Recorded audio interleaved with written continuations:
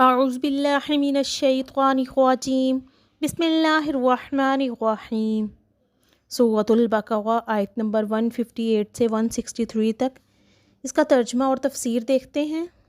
ان الصفا والمروۃ من شعائر اللہ، یقیناً صفا اور مروہ اللہ کے شعائر میں سے ہیں۔ یہ آیت اصل سلسلہ بحث یعنی قبلہ کی بحث سے متعلق ہے۔ بعض لوگوں کے ذہنوں میں یہ سوال پیدا ہوا کہ حج کے مناسک میں یہ جو صفا اور مروہ کی صحیح ہے تو اس کی کیا حقیقت ہے؟ فرمایا کہ یہ بھی اللہ کے شعائر میں سے ہیں۔ شعائر شعیرہ کی جمع ہے جس کے معنی اصل ایسی چیز کے ہیں جو شعور بخشے، جو کسی حقیقت کا احساس دلانے والی اور اس کا مظہر اور نشان ہو۔ چنانچہ وہ مظاہر جن کے ساتھ پیغمبروں اور اولیاء اللہ کے حالات و واقعات کا کوئی ذہنی سلسلہ قائم ہوتا ہو، اور جو اللہ اور رسول صلی اللہ علیہ وآلہ وسلم کی طرف سے بطور ایک نشان اور علامت مقرر کیے گئے ہوں، شعائر کہلاتے ہیں۔ وہ گویا بعض معنوی حقائق کا شعور دلانے والے اور ذہن کو اللہ کی طرف لے جانے والے ہوتے ہیں۔ اس اعتبار سے بیت اللہ، حجر اسود، جمرات اور صفا مروہ اللہ تعالیٰ کے شعائر میں سے ہیں۔ وَمَنْ حَجَّ الْبَيْتَ أَوِ اعْتَمَرَ فَلَا جُنَاحَ عَلَيْهِ أَنْ يَتَطَوَّفَ بِهِمَا، تو جو کوئی بھی بیت اللہ کا حج کرے یا عمرہ کرے تو اس پر کوئی حرج نہیں ہے کہ ان دونوں کا طواف بھی کرے۔ صفا مروہ کے طواف سے مراد وہ صحیح ہے جو ان دونوں پہاڑیوں کے درمیان 7 چکروں کی صورت میں کی جاتی ہے۔ وَمَنْ تَطَوَّعَ خَيْرًا، اور جو شخص خوش دلی سے کوئی بھلائی کا کام کرتا ہے، فَإِنَّ اللَّهَ شَاكِرٌ عَلِيمٌ، تو جان لو کہ اللہ بڑا قدردان ہے، جاننے والا ہے۔ یہاں اللہ تعالیٰ کے لیے لفظ شاکر آیا ہے۔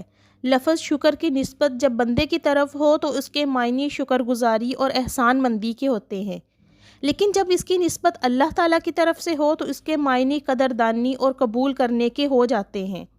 شاکر کے ساتھ دوسری صفت علیم آئی ہے کہ وہ سب کچھ جاننے والا ہے، چاہے کسی اور کو پتہ نہ لگے تو اسے تو خوب معلوم ہے۔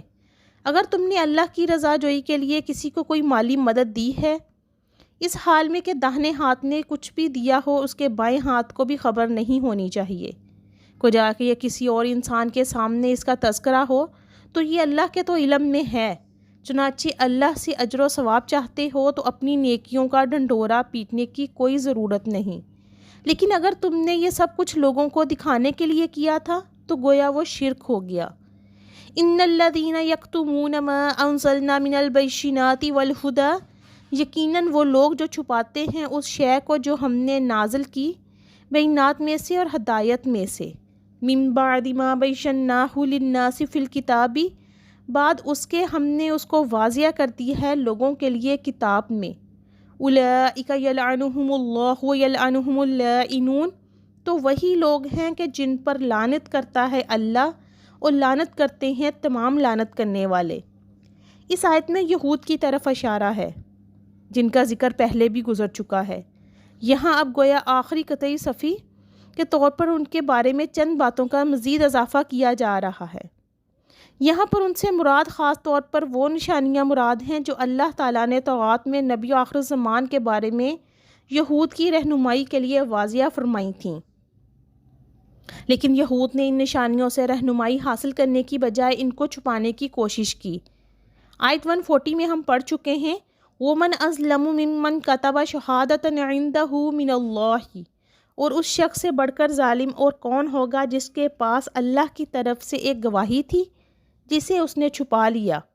یہاں اس کی وضاحت ہو رہی ہے کہ توراۃ اور انجیل میں کیسی کیسی کھلی شہادتیں تھیں اور ان کو یہ چھپائے پھر رہے ہیں۔ إِلَّا الَّذِينَ تَابُوا وَأَصْلَحُوا وَبَيَّنُوا، سوائے اس کے جو توبہ کرے اور اصلاح کر لے اور جو کچھ چھپاتے تھے اسے واضح طور پر بیان کرنے لگے۔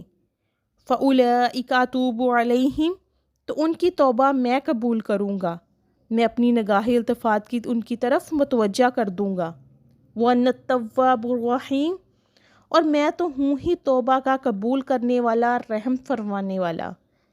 ان الذین کفروا وماتوا وهم کفار، یقیناً جن لوگوں نے کفر کی اور وہ اسی حال میں مر گئے کہ کفر پر قائم تھے، اولئک علیہم لعنۃ اللہ والملائکۃ والناس اجمعین، ان پر لعنت ہے اللہ کی بھی اور فرشتوں کی بھی اور تمام انسانوں کی بھی، خالدین فیہا، اسی لعنت کی کیفیت میں وہ ہمیشہ رہیں گے۔ لا یخفف عنہم العذاب، نہ ان پر سے عذاب میں کوئی کمی کی جائے گی، ولا ہم ینظرون، اور نہ ان کو مہلت ہی ملے گی۔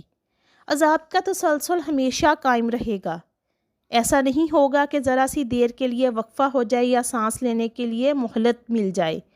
وَإِلَٰهُكُمْ إِلَٰهٌ وَاحِدٌ، اور تمہارا اللہ ایک ہی اللہ ہے۔ لا الہ الا هو الرحمن الرحیم، اس کے سوا کوئی اللہ نہیں ہے، وہ رحمان ہے، وہ رحیم ہے۔ رحمان اور رحیم کی وضاحت سورۃ الفاتحہ میں پہلے بھی کی جا چکی ہے۔ صدق اللہ العظیم۔